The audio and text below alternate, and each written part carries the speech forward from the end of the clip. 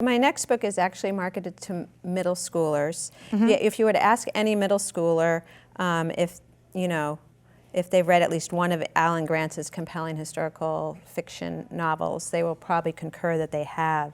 And with Refugee, Grantz originally set out to write a story about just one refugee story with a Jewish background. And he was actually vacationing in Florida with his family, and they were on the beach, and they came across a refugee boat on the beach.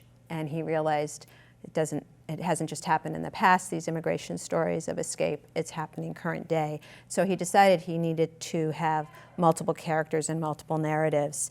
And so he has 3 different 12-year-olds in this novel.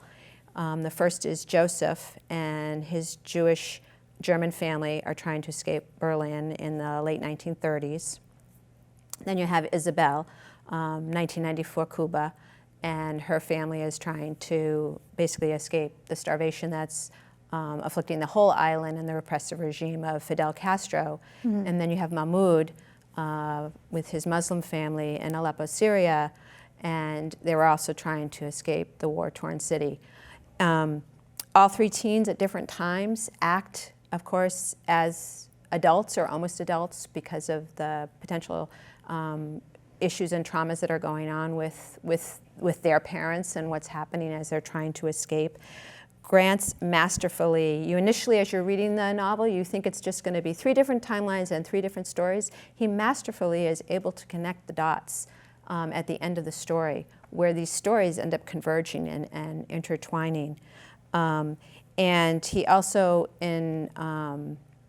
at the end, he has in the author's note, he notes, yes, these 3 main characters are fictitious, but then he goes through, they're all based on true stories, it's all based on actual fact. He talks about, one of the characters, Joseph's father, is actually an amalgam of 2 real men. And at the very end, there's also a what you can do. So for anybody who's feeling like they want, to take action or to be proactive, it's not just about reading stories, there's actually something you can do. So it's a very, very powerful read. It's one of the best audiobooks I've listened to, I would say, in the last 5 years. It's 3 different readers. And a lot of the reviews said that it's for ages 9 and up. And I would say reading level-wise, it is for ages 9 and up. But because of some of the content being so tough and so horrific at times, I would say probably 12 and up. Okay. And so if you like culturally diverse characters, issue-oriented, multiple perspectives, moving, serious, suspenseful, you're probably going to really enjoy this book.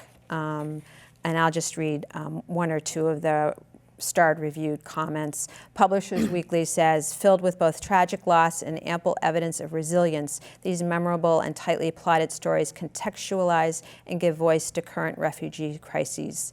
And School Library Journal says, this compelling novel will help young people make sense of today's refugee crisis, meant to be read, discussed, and shared widely.